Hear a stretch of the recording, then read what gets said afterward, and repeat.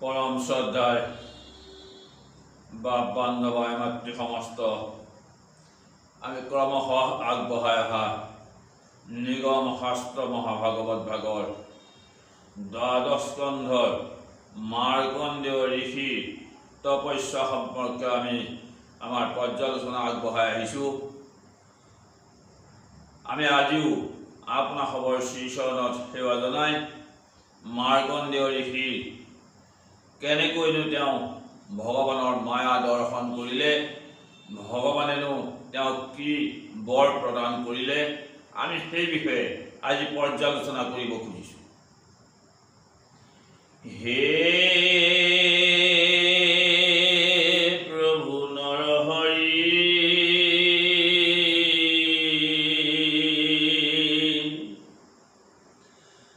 তোমাৰ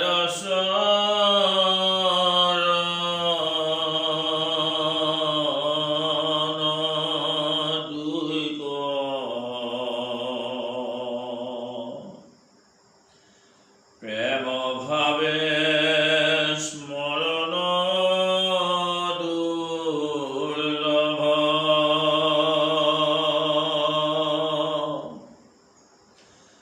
যথা কথঞ্চিত ৰূপে অহৰ্নিশে প্ৰভু মোৰ সুমৰণ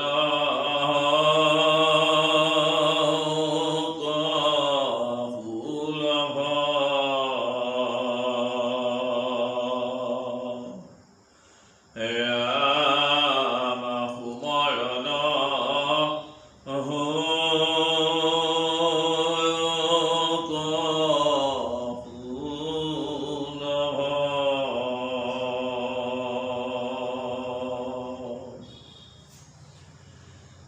মাৰ্কণ্ডেয় ঋষিৰ ভকতিত সন্তুষ্ট হৈ নৰনাৰায়ণে আহি তেওঁক সাক্ষাৎ দৰ্শন দিলে আৰু দৰ্শন দি মুনিৰ প্ৰতি নৰনাৰায়ণে ক'বলৈ ধৰিলে, মধুৰ বচন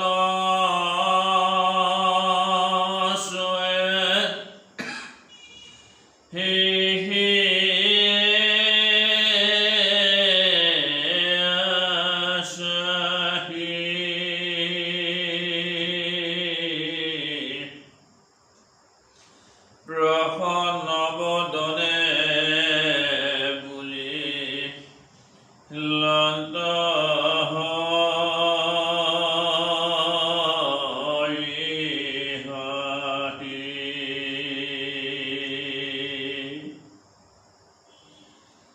মাৰ্কণ্ডেয় ঋষিৰ তপস্যাত সন্তুষ্ট হৈ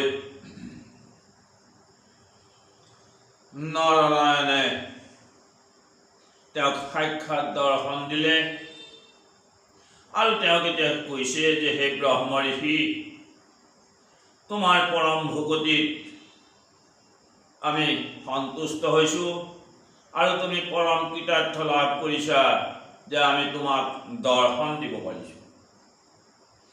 এতিয়া তোমাৰ প্ৰতি আমাৰ এটি অনুৰোধ, যিহেতু তুমি আমাক তোমাৰ ভকতিত সন্তুষ্ট কৰিছা, তুমি এতিয়া মুকুতি লাভ কৰিবলৈ সক্ষম হৈছা, গতিকে তোমাক আমি ক'ব খুজিছোঁ যে তোমাৰ এতিয়া মনোমত বৰ তুমি আমাৰ পৰা বাঞ্ছা কৰা। কিন্তু যেতিয়া নৰনাৰায়ণে মাৰ্কণ্ডেয় ঋষিক বৰ লোৱাৰ কথা প্ৰকাশ কৰিলে, ঋষিয়ে তেতিয়া ভগৱান নৰনাৰায়ণক কৈছে যে হে প্ৰভু, তুমি সন্তুষ্ট হৈ মোক দৰ্শন দিছা, তোমাৰ পাদপদ্ম মই দৰ্শন কৰিছোঁ, সেয়াই মোৰ যথেষ্ট। মই তোমাৰ পাদপদ্ম দৰ্শন কৰিছোঁ, তোমাৰ পাদপদ্মত মই সম্ভাষণ জনাব পাৰিছোঁ আৰু মোৰ একো প্ৰয়োজন নাই। কিন্তু তোমাৰ চৰণত মোৰ এটি গোচৰ যে তুমি জগত সৃষ্টি কৰিছা, জগত সংহাৰ কৰিছা আৰু এই সৰাচৰ জগত তুমি পালন কৰিছা। তুমি কি মায়াৰ দ্বাৰা এই জগত তুমি সৃষ্টি স্থিতি আৰু লয় কৰিছা?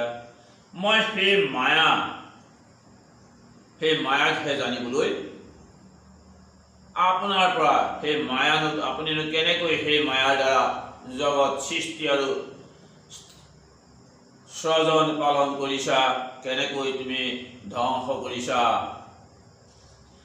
এই সেই মায়াহে মই চাব খুজিছো। যিটো বিষ্ণু মায়া জগত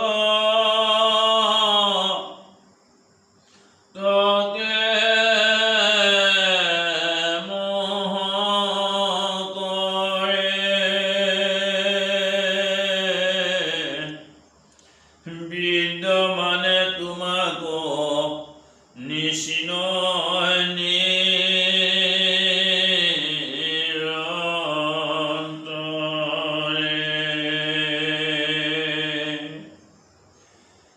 তোমাৰ এই বিষ্ণু মায়া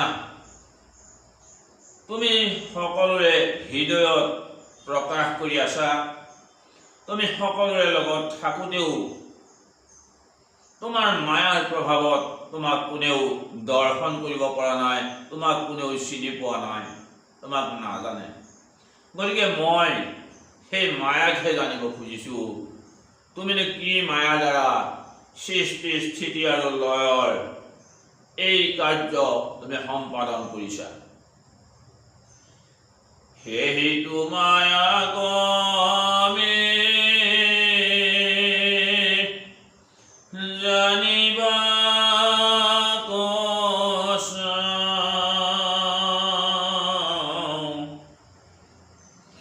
মায়াক দেখিলে প্ৰভু হবে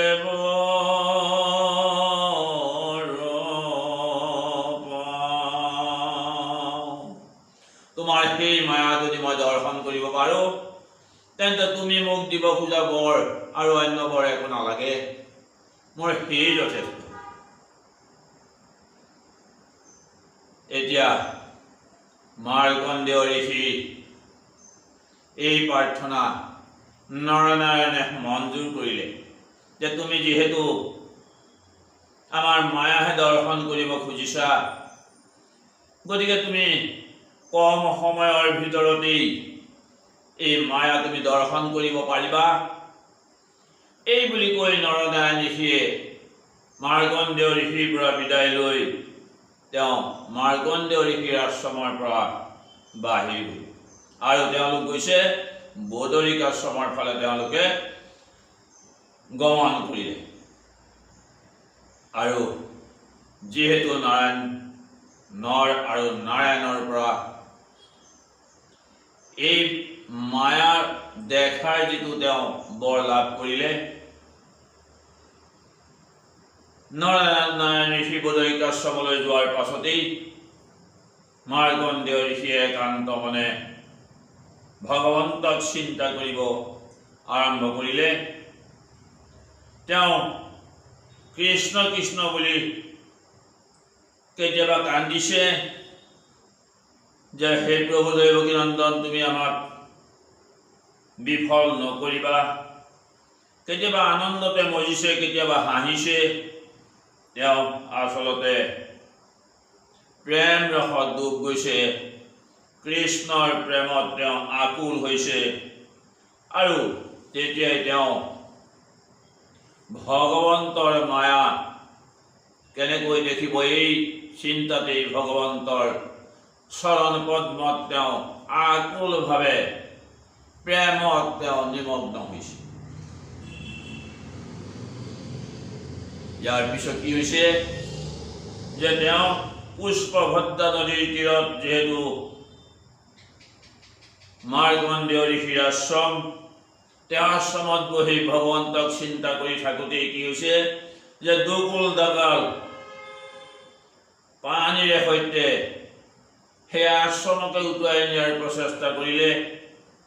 শিলাবৃষ্টি বিজুলী সঞ্চাৰে যি জল আন্দোলন হৈছে, যি জল আন্দোলিত হৈ আছে, তেওঁৰ হৃদয় দুৰু দুৰু কঁপিবলৈ ধৰিলে। চাৰিওকাষে বেৰি জলে যেতিয়া আৱৰি ধৰিলে, সেই জলত কুম্ভীৰ মগৰ আহি ঋষিক টনা আজোৰা কৰিছে। কুম্ভীৰে যেতিয়া ঋষিক টানি লৈ গৈছে, কুম্ভীৰৰ পৰা মগৰে টানি আনিছে, আৰু মগৰৰ পৰা আকৌ ৰাঘৱে টানি আনিছে। এনেকৈ তেওঁ জলত উটা বৰাকৈ তেওঁ টনা টনা কৰি লৈ ফুৰিছে। তেওঁ একোৱেই বুজি পোৱা নাই যে এয়ানো কি হৈছে। কিন্তু এই প্ৰচেষ্টা, এয়া মায়া, ভগৱানৰে যে মায়া, সেই কথা তেওঁ বুজি পোৱা নাই। ভগৱানৰ মায়াই তেওঁক মোহিত কৰি তেওঁক এই কুম্ভীৰ মগৰ আৰু ৰাঘৱৰ দ্বাৰা তেওঁক টনাটনি কৰি লৈ ফুৰিছে, জলতে উটা বুৰা কৰি ফুৰিছে। আৰু কিছু সময়ৰ পাছত যেতিয়া তেওঁ তেনেকৈ উটি ঘূৰি ফুৰিছে, তেওঁ ভাবিছে, অলপ দূৰত তেওঁ এজোপা বটবৃক্ষত তেওঁ গৈ দেখিছে, গছৰ ফেৰেঙনিত এটি শিশু, অতি উত্তম শিশু, যাৰ শৰীৰৰ ক্ৰান্তিয়ে চতুৰ্দিশ পোহৰ কৰি ৰাখিছে। তেনেধৰণৰ এটি শিশু তেওঁ সেই বটবৃক্ষৰ ডালত বহি থকা দেখা পালে। আৰু সেই শিশুক তেওঁ ভাবিলে যে এইটোনো কি শিশু, এই শিশুকে গৈ তেওঁৰ কথাখিনি সোধকচোন যে কি হৈছে, এতিয়ানো তেওঁ কিয় এনেকৈ উটি ফুৰি থাকিব লগা হৈছে, তেওঁনো ইমান কষ্ট কিয় ভোগ কৰিব লগা হৈছে, সেই শিশুক তেওঁ সুধিবলৈ গৈছিল। এতিয়া অৰুণধৰ চাৰো প্ৰবল অঙ্কুৰ হাস্যতে অমৃত যেন বৰিষে প্ৰচুৰ।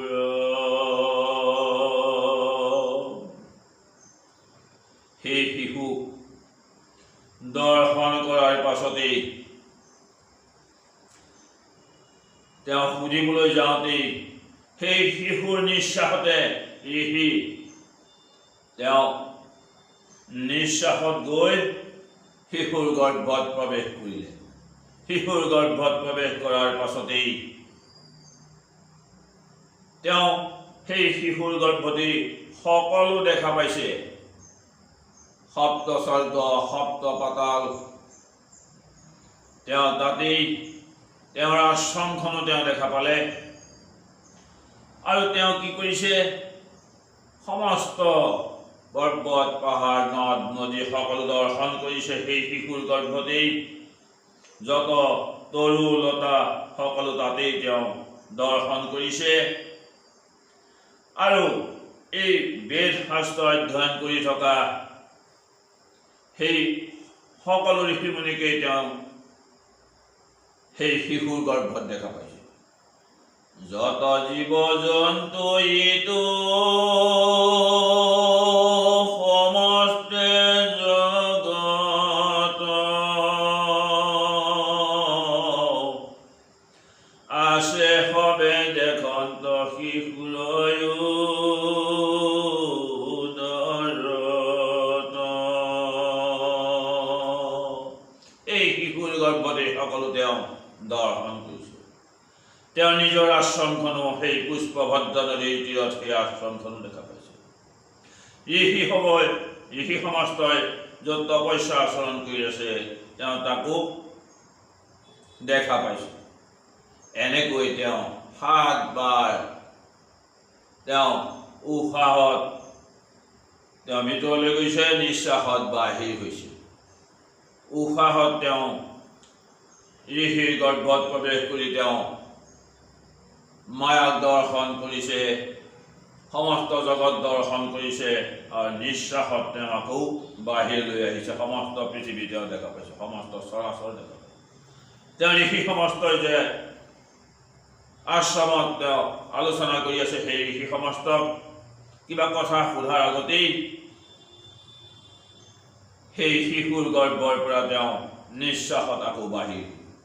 এনেকৈ তেওঁ 7 বাৰ অহা যোৱা কৰিলে।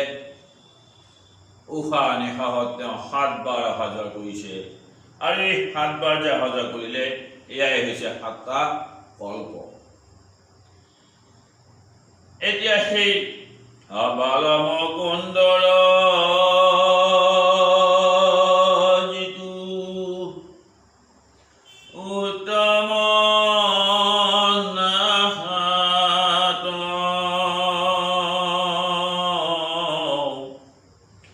যেন ক্ষুদ্ৰ মহখানি কৰে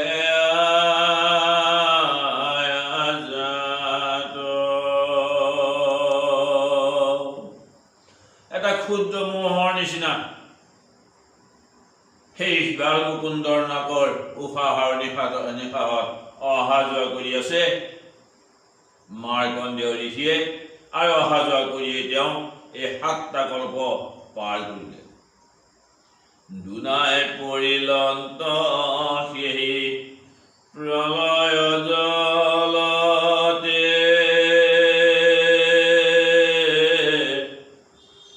পুনৰূপে মহাভয় মিলিল মনতে।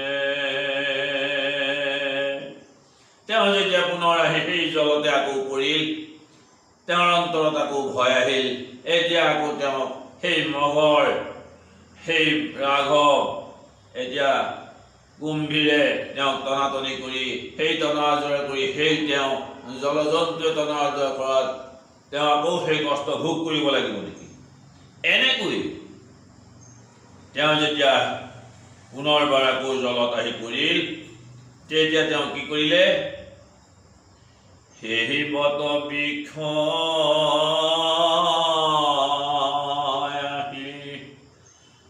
দেখিলা দুনাই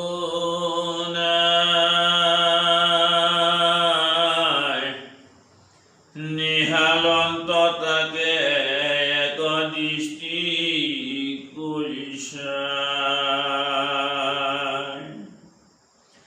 সেই বট পত্ৰ পুতে কৰিয়া শয়ন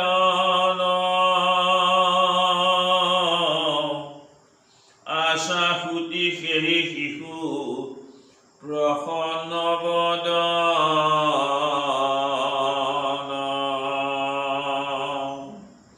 পুনৰ যেতিয়া তেওঁ সেই জলত উতাবৰা কৰি আছিল, তেতিয়া পুনৰ সেই বটবৃক্ষডালতেই তেওঁ বালমুকুন্দক দৰ্শন কৰিলে। সেই শিশু দৰ্শন কৰিলে। সেই শিশু অন্য কোনো নহয়, সেই শিশু হৈছে ভগৱানৰ শিশুৰূপ। আৰু এয়াইহে মাৰ্কণ্ডেয় ঋষিৰ ভকতিৰ কথা আমাক এটি তাত্ত্বিক দিশেৰে বুজাবলৈ গৈছে।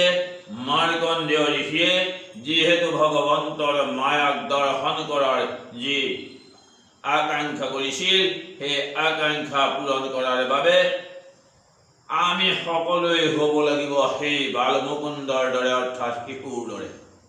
আমি প্ৰত্যেকেই শিশুৰ দৰে হ'ব পাৰিব লাগিব। আৰু তেতিয়াহে আমিও মাৰ্কণ্ডেয় ঋষিৰ ভকতিৰ দৰে আমি ভকতি কৰিব পাৰিম।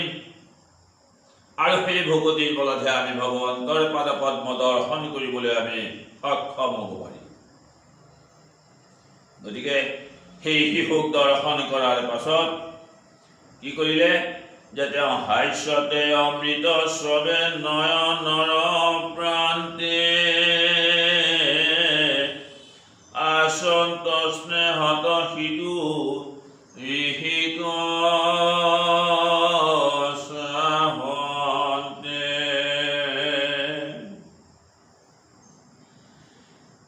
সেই শিশুক দৰ্শন কৰি মাৰ্কণ্ডেয় ঋষিয়ে সেই শিশুক একান্ত মনে পুনৰবাৰ প্ৰেম ভক্তিৰ সৈতে তেওঁ আৰাধনা কৰিবলৈ ধৰিলে আৰু আৰাধনা কৰিবলৈ ধৰোঁতেই কি হ'ল সেই শিশু আহি তেওঁৰ হৃদয়ত প্ৰৱেশ কৰিলে আৰু ধাৰাসাৰে নয়নৰ নিৰপৰে জৰি ভৈলৱন্ত ধ্যান হৃদয়ত পাছে হৰি চকু মেলি চাই ঋষি বাহিৰে কলাগি একো নেদেখন্ত সপোনৰ যেন জাগি ভগৱন্তক স্তুতি কৰোঁতে কৰোঁতেই ভগৱন্ত আহি তেওঁৰ হৃদয়ত প্ৰৱেশ কৰিলে। বটবৃক্ষত ভগৱন্তক দৰ্শন নকৰি মাৰ্কণ্ডেয় ঋষিয়ে যেতিয়া চকু মেলি চালে বটবৃক্ষত সেই শিশু নাই।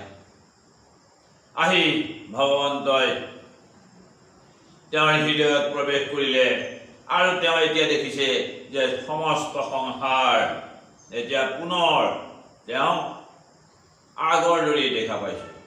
পূৰ্বৱতে আছে সৃষ্টি সমস্তে সংসাৰ নাহিকে প্ৰলয় ভ্ৰান্তি ভয়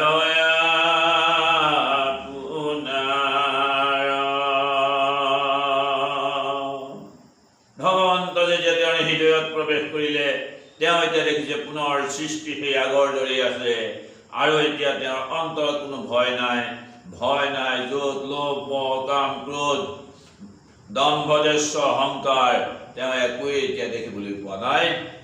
গতিকে ভগৱন্ত এতিয়া তেওঁৰ হৃদয়ত প্ৰৱেশ আৰু মাৰ্কণ্ডেয় ঋষিয়ে কি কৰিলে এতিয়া তেওঁ যিহেতু ভগৱন্ত তেওঁ দৰ্শন হোৱা নাই গতিকে তেওঁ ভয়তে কম্পিত হৈ পুনৰ ভগৱন্তক তেওঁ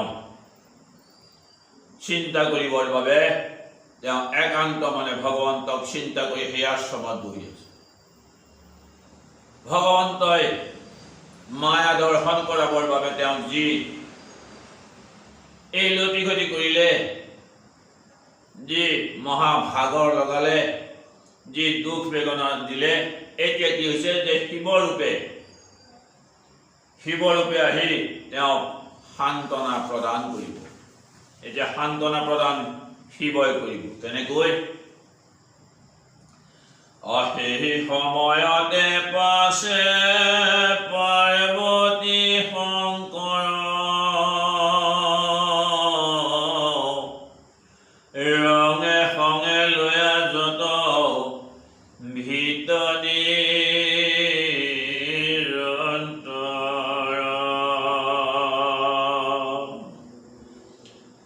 সকলো তেওঁৰ লগৰীয়াক লগত লৈ বৃষভ বাহনত সতী সহিতে তেওঁ যেতিয়া আহি আছে সেই সময়ত সতীয়ে কিন্তু শংকৰক কৈছিল যে এইজন কোন, তেওঁ ইমান গহীন গম্ভীৰভাৱে একমাত্ৰ তপস্যাত ৰত হৈ আছে, এতিয়া তুমি যোৱা হে প্ৰভু শংকৰ তুমি তেওঁক এতিয়া বৰ দিয়া।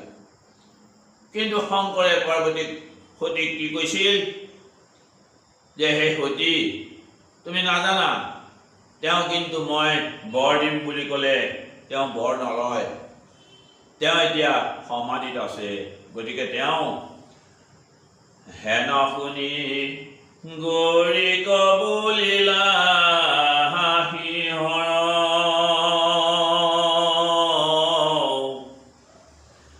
নলয় বন্ত ইটো ঋষি কদাচি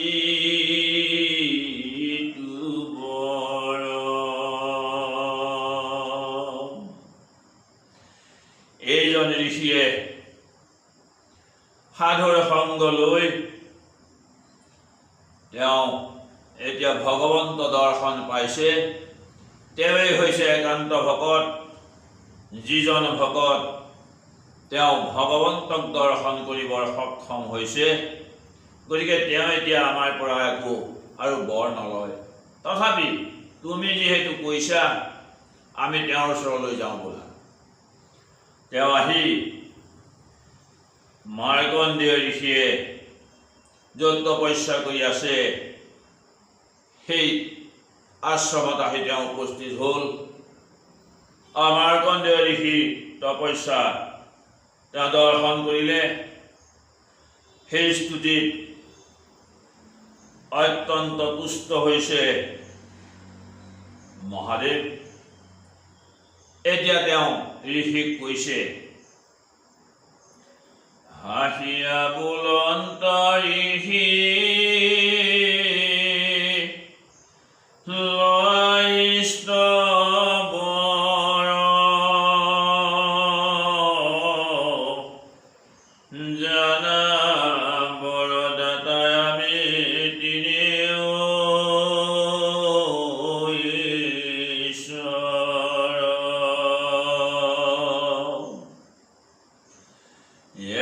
মূৰ্তি জনা ব্ৰহ্মা বিষ্ণু ত্ৰিনয়ন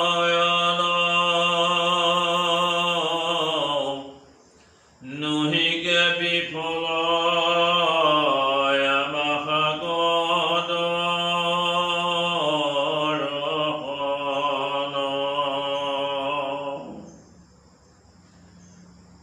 ভগৱান হৰে ঋষিৰ ওচৰত থিয় হৈ,